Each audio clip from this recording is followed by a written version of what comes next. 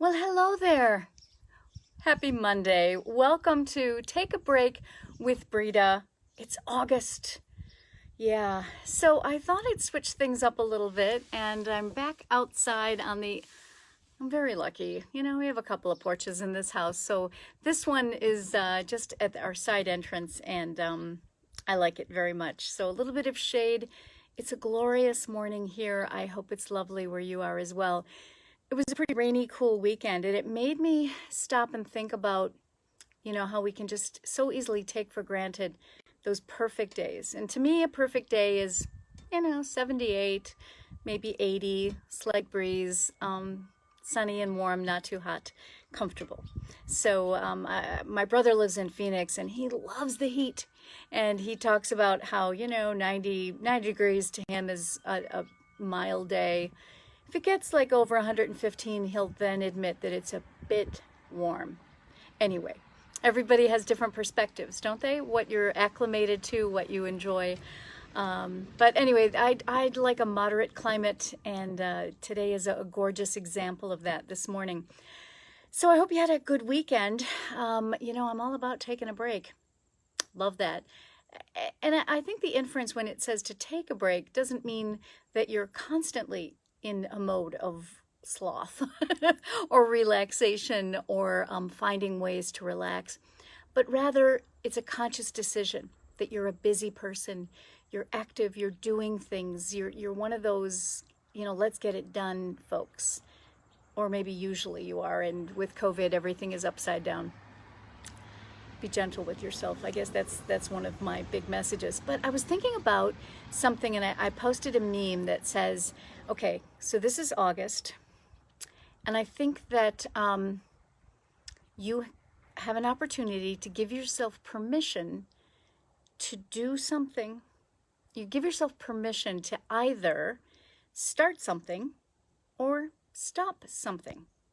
Let me give you an example. I was speaking to a group of business women. They were an association of event planners. Now, almost everybody has a very stressful time adjusting and adapting during this pandemic, during COVID-19.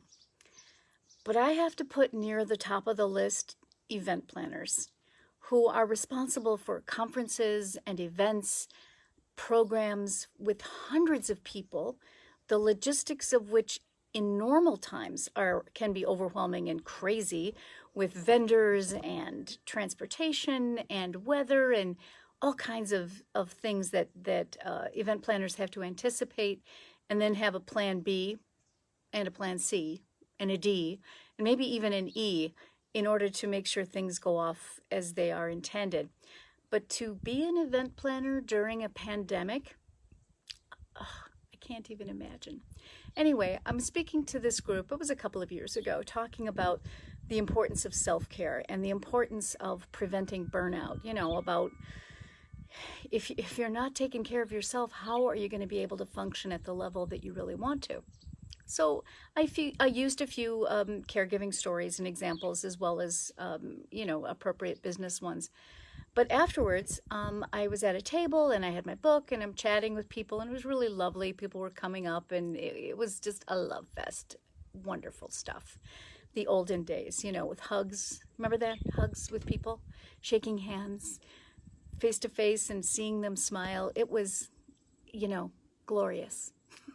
Anyway, this woman came up to me, and she was in her early 30s, and she waited till everyone else had left the table. And then she just came up to me and looked straight into my eyes and said, "Thank you." And I said, "Oh, you're welcome. I'm glad you enjoyed the program." She said, "No, not just that." She said, "Has moved in with us, and it's so hard. And I'm working, and I have a couple of kids, and I'm trying to keep my house together, and I'm trying to keep myself together. But on the weekends, I'm just so tired, and I feel so guilty if I take a nap. But sometimes I feel like I have to, but I feel like I'm a lazy, bad person if I do that. But after listening to the stories you told and what you said, I realize, I need to do that. I need to give myself permission that it's okay to take a nap. And I looked at her and I said, yeah. And it was such a moment of revelation for her. And it was a moment of revelation for me to think that she was denying herself that, or that she was so overcome with guilt or felt that she was a bad person because she needed to take a break, that she needed to rest, and that was not an entirely reasonable, logical solution, and the thing that she needed to do more than anything else. So think about that for yourself. Are there things in your life that you know would be helpful, that would be a positive, healthy thing for you to do, but you don't do them because maybe you feel guilty about it, or maybe you think someone has to give you permission? Not really, but that's in the back of your head, or that you'll be judged if you do that. Another friend of mine who is living in a flat in East London with her 7-year-old, gorgeous, very active little girl. She has a business that she runs out of her home, and she's homeschooling her 7-year-old. And she sent me a note to say the only way that she could take a break was to take a bath in the middle of the day. And that was her alone time, and it was something that she never did before the pandemic, but that she found it was a way to get a bit of respite, a bit of peace and quiet, and her daughter would be fine watching a video or looking at a book, and respected that time that the door was closed, mommy's taking a bath.